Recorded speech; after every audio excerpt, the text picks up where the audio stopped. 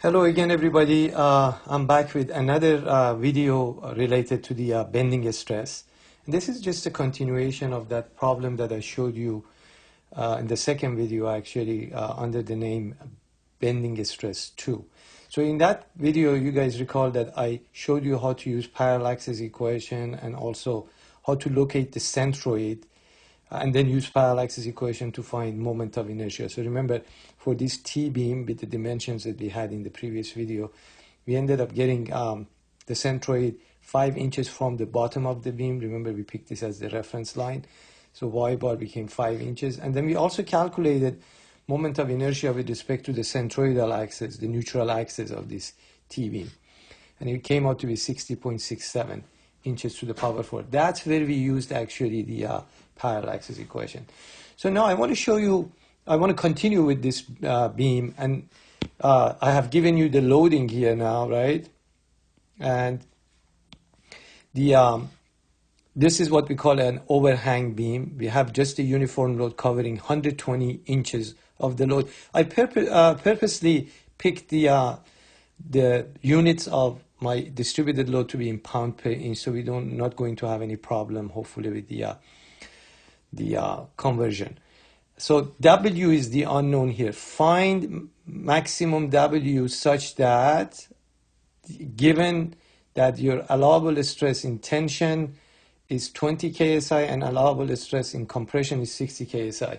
So this is made of a material for which actually the material behaves differently in tension than compression. So this is basically 3 times, in a way, stronger in compression than tension. And that, as you guys have seen, and we've talked about it in the class, it's materials like cast iron, for example, or ceramic materials, or concrete, for example, they behave like that. And of course, these numbers are just some arbitrary numbers. So given these conditions on the material, what should be the maximum W that we can apply? And remember, this beam is unsymmetric, so the distance from the centroid to the top fiber and the centroid to the bottom fiber is also different, and that adds to that makes the problem more interesting. Okay, so let's go ahead and use the Flexure formula, sigma equal MC over I. The sigma max are given for tension and compression, right? So we need the maximum moment. So let me go ahead and find draw the shear bending moment diagram for you. And I need to first find the reactions, obviously, at A and B. Now B, I'll take it to be roller, but it really doesn't matter, pin, because we don't have any component of reactions developed in the X direction anyway. So let me go ahead and draw my reaction here, RA and RB. And then I go ahead and I take moment about A, for example, and I find RB, so I have RB times AD, right? And then we change the distributed load to 120 W, right in the middle, 120 W at 60 inches from point A. So that gives me an R sub B equal to 90 W. And then because the total load is 120 W, therefore R sub A comes out to be what's left from the 120, so 30 W. So here we go. So R sub A is 30 W and R sub B is 90 W. I'm just going to pause here and draw the shear bending moment diagram, and then I'll talk over that for you, just in case you have forgotten how to draw your shear bending moment diagram. Okay, guys, so we got the reactions at A and B, so we need to draw the shear diagram in order to get the moment diagram. So we go up 30 W, and then you see the shear changes linearly. So all I did, basically, I added negative of this area, which is minus 80 W, right, to 30 W. That drops me to minus 50 W, and then I'll go up 90 W, that puts me at 40 W, and then when you add negative of this area over 40-inch overhang, you end up getting 0. But how do you get your moment? That's the important thing. Well, remember, the area under the shear is moment. So go ahead and find the area. So this area happens to be, by the way, this by inspection becomes 30 inches, and this becomes 50 inches, sorry, 50 inches. Okay, so this area becomes 30W times 30 divided by 2, area of the triangle, half base times the height. So that becomes 450W. That's why I went from 0 to 450W here. Okay, so then I added this area to it, and this area is minus 1250. This area is minus 1250W, right? 50W times 50 divided by 2. And then finally, this area is also 800W. All right, so from 450W, if we add minus 1250 to it, right, that will drop us at minus 800W and then back to 0. All right, what I need from this picture, from this moment diagram, is that normally if this was a symmetric cross-section and material behaved the same way in tension and compression, and there was one allowable normal stress, then I would just pick the maximum, absolute maximum value. In other words, I would just pick 800W because that's the absolute value. Maximum absolute value would be 800W. But because of the fact that the cross section is unsymmetric and the material behaves differently in tension than compression, actually I need to look at both of these moments. So I have a maximum positive moment, which is 450W, and I have a maximum negative moment, which is, I just put the 800W here. Now, this is where that analogy of happy face, sad face is going to help us. A positive moment means happy face, means the beam is going to bend like that. In the section that the beam has positive moment. So over here, the beam is going to be happy, and over here, the beam is going to be sad because we have negative moment.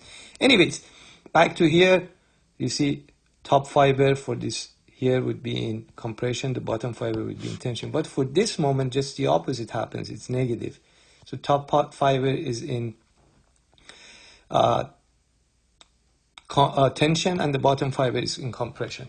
So let me now move to the next page and continue showing you what's going on. And I'm going to actually show you how we're going to get the W based on this flexure formula over here. Okay.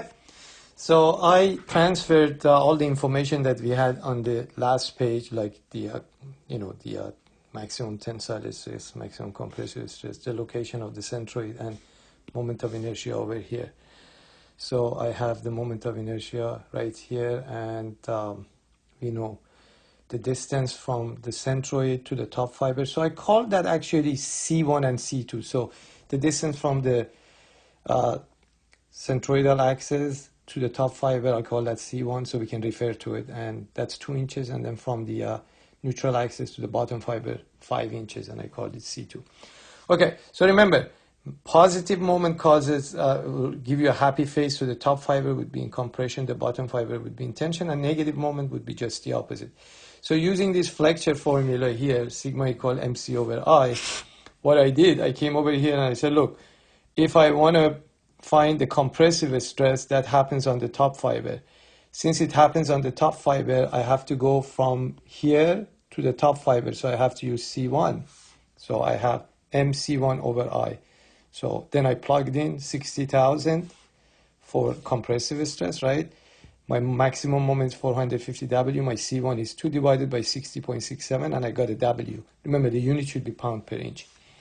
Then I said, okay, if I'm looking at the bottom fiber right here, tensile stress will happen there, and the maximum tensile stress is 20,000 KSI. But this time I have to go down, so I have to use C2 now. So I use C2, 5 inches again. The only thing that is fixed in these are the moment of inertia. Moment of inertia is just a unique number for that given cross section. So look, I got a different W. But then I have to also test it versus for the maximum negative moment. So again, you get the point. On the top fiber, tension happens. So I use this. I use C1 because I have to go to the top. So I plugged in the 20,000 for tension, 800W for the maximum moment, 2 inches. So remember, you just put the magnitude here. The negative positive just means happy face, sad face. Okay, this time I got 758. And then finally, for compressive, which happens in the bottom fiber, I used C2 right here. 60,000 for sigma sub C, 800 W for the maximum moment, and the 5-inch, right? Divided by our moment of inertia, 60.67, and we got a W 910 pound per inch. So now the question is, which one is the maximum load that we can apply? As you have seen in the past, guys, in many problems that we did in the class, the maximum is going to be the smallest, and the smallest is this guy. Imagine if by mistake you applied any of these loads. So for example, if you applied 910 by mistake, 910 is already larger than 758 and 539. So this guy is okay because it can take that much. But this 910 is going to give you a stress that is going to be more than 21,000 and more than 21,000 for, you know, these 2 points. So you always go with the smallest. So pick smallest W. So you guys remember, with dimensions, if you were going to pick a diameter, for example, of a shaft, as you saw in the exam number 2, or you know, in the past in the class, you pick the larger diameter, but with the loads, you always pick the smallest load. So guys, I have one more video for you, which would be the next week, hopefully, to wrap up this chapter. So stay tuned for more videos. Thank you very much, and I'll see you soon.